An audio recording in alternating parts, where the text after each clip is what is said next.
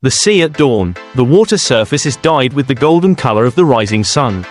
Each wave ripples like a giant silk sheet stretching endlessly. In the middle of that vast space, there is a mysterious creature, both majestic and fascinating, the giant manta ray, also known as the giant devil ray, with a wingspan that can be more than 7 meters long, a thick and smooth body like covered with a layer of smooth black velvet.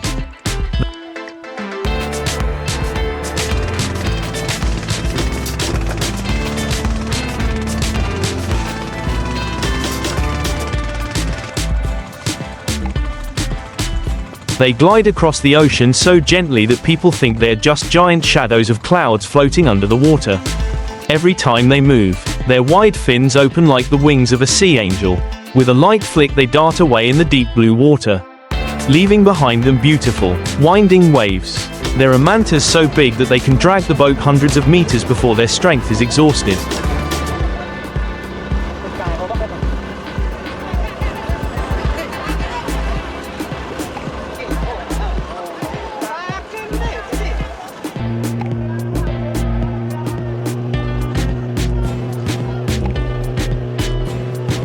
The fishermen have to be very skillful, otherwise the rope will break or the boat will capsize. When the fish weakens, they use large iron hooks to hook it into the mouth or the side, then pull it up to the deck together. It is a moment of both joy and exhaustion. The huge spoils lie on the wooden floor. The wings are limp, the big eyes still shine with the wildness of the ocean. In some places, instead of spears, fishermen use large nets placed in the path of the ocean current.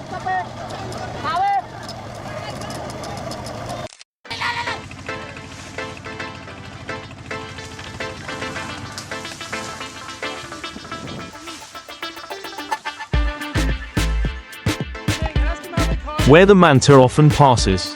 This is a less dangerous type of fishing, but it is risky because manta can get caught deep in the net and be seriously injured before being pulled up. Once entangled in the net, manta often thrashes violently to escape, sometimes tearing even the thickest mesh. Fishermen must quickly retrieve the net, both to keep their catch and to prevent the fish from sinking and losing their value.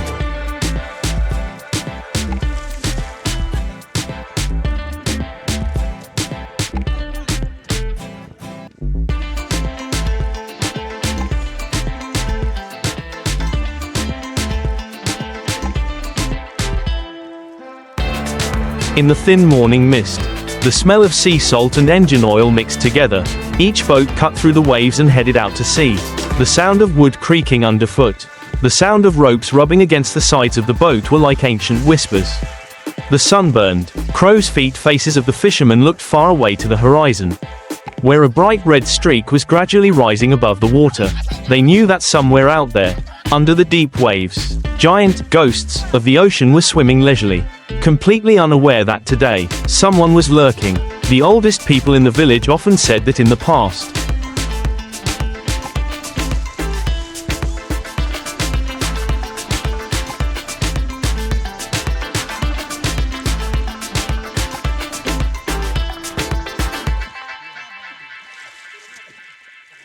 mantas appeared so close to the shore that they only had to swim a short distance to see a giant black shadow passing by. At that time, fishermen only hunted when they really needed to, usually during festivals or when there was a special order.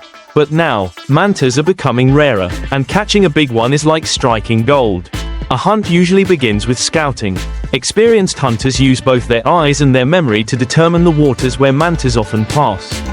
They observe seabirds. If they see flocks of seagulls circling and diving to peck at fish, it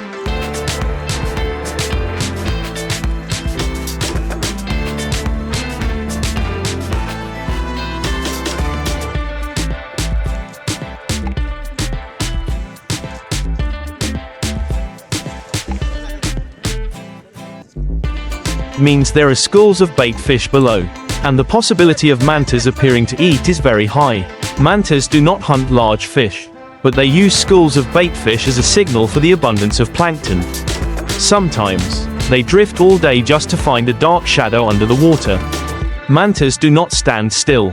They move continuously, sometimes only stopping in an area for a few minutes and then disappearing. At those times, fishermen have to make quick decisions, either to drop a net to block their path,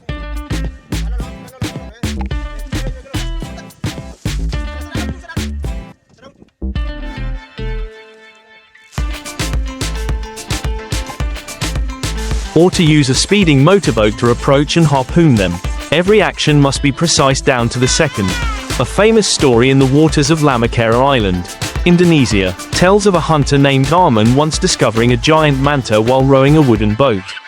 Without time to call anyone, he grabbed the spear more than 4 meters long, stood straight on the bow of the boat, aimed at the part close to the base of the manta's wing, where the muscle layer is thick but the bones are few.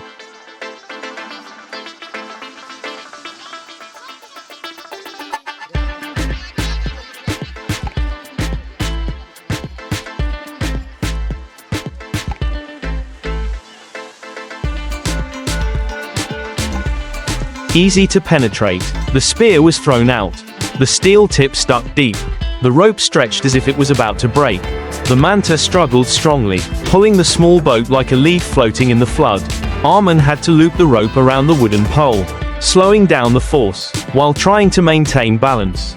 After nearly an hour of struggling, the manta was exhausted. When pulling it up, the whole village had to help because it was too heavy, estimated at more than 1.200 kilograms.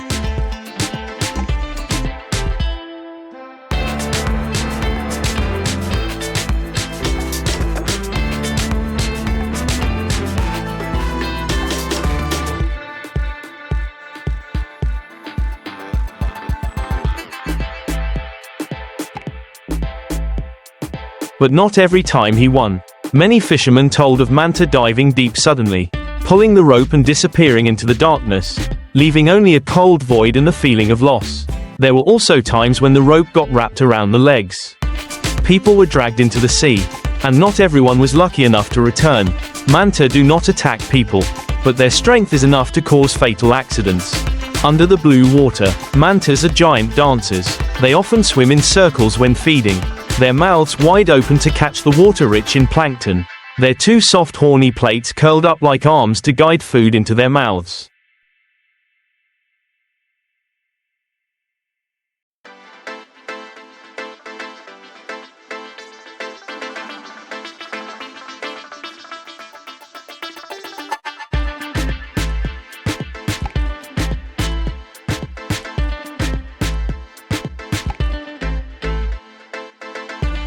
Each glide of the manta is so soft that it seems to use no force. But in fact those wings have extraordinary strength. Fishermen have many times witnessed a manta breaking through a thick net with just a light flap. In the Philippines, some groups of fishermen still hunt mantas by spearing from underwater. They wear diving goggles, hold their breath, swim slowly when they see a giant black shadow, then approach from under the belly, where the manta is least alert. A stab from below, the spearhead pierces through, the rope connects to the marker buoy. Then, the whole group on the boat watches the buoy, waiting for the manta to get tired before pulling. This method is much more dangerous because if the manta flaps strongly or spins,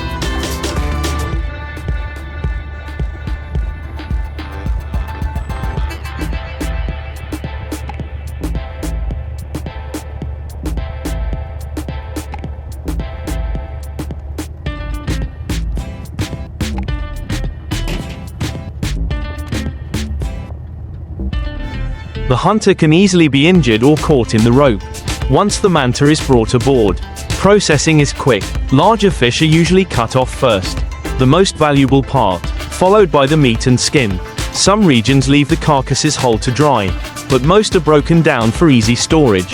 The meat has a strong flavor, and is used in some places to make curries or salty stews, while the skin is used for handicrafts. Although hunting manta brings in high income, many older fishermen still have a special respect for this species. They believe that manta is the protector of the sea. And if too many are caught, the sea will become angry. Stories of ships sinking after killing a pregnant mother manta are passed down as warnings. But the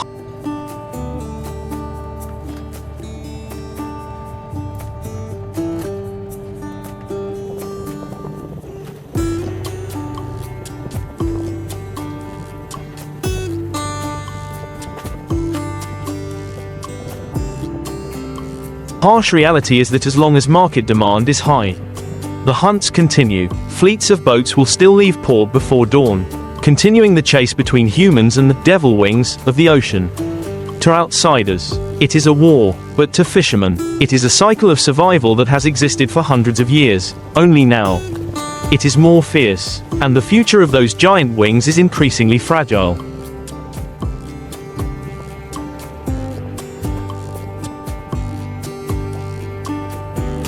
When the giant devil ray was pulled onto the deck, its body heavy, its wings drooping like giant wet cloths, the entire space on the boat immediately turned into a makeshift slaughterhouse. The sound of knives sharpening on stones rang out clearly, a sound that signaled the beginning of an important step: cutting the fish. Skilled fishermen never use blunt knives, because just one wrong cut will damage the precious gills or tear the meat, losing its value. The long knife, with a thin blade but sharp as a razor, was held firmly in their hands, their eyes looking at the white veins running along the manta's body to determine where to cut the knife. This skill did not come overnight, but was the result of decades of eating and sleeping with the sea. First, they separated the gills, the part located on both sides of the head, right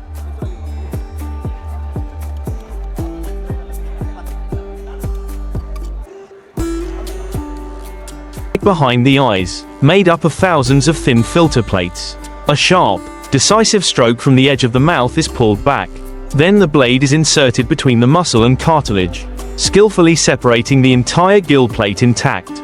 Just a little carelessness and the gill plate will break or tear, losing its highest value. The calloused hands skillfully rotate the giant fish, as if they were cutting a small fish, even if it weighs a ton. Next comes the meat. Manta has dark red meat, long and firm fibers. The craftsman uses a long knife to cut vertically from the base of the wing to near the belly.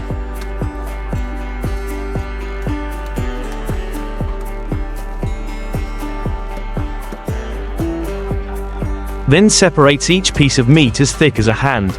They know exactly how much force to use. Too light and the knife will get stuck. Too strong and the blade may touch the bone, causing a chipping. Each stroke is smooth, without stopping, creating clean, shiny slices without meat fragments. The thick and tough manta skin is separated. This skin, if tanned, will become a durable material for ropes, bags, or handicrafts. To peel the skin, they do not cut straight but use the skinning technique, inserting the knife tip into the edge,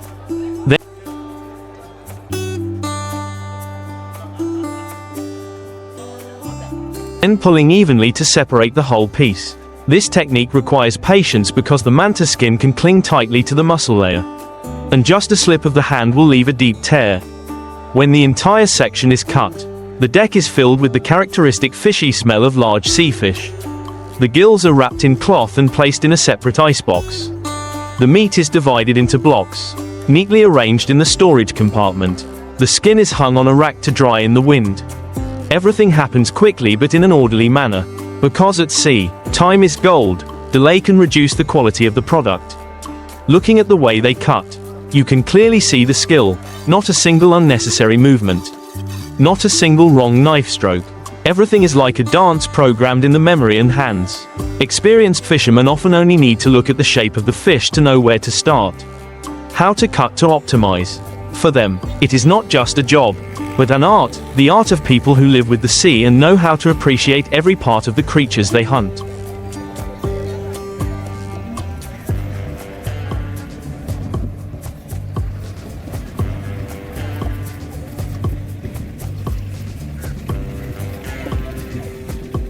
After the final cuts were made, the deck became a battlefield of the sea. Red blood stains mixed with the seawater that flowed up to the side.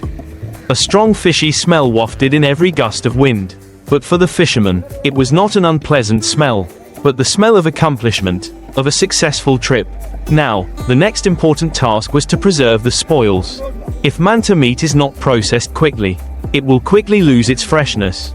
The workers began to wash each piece of meat with cold seawater, both to clean the blood and to keep the meat firm.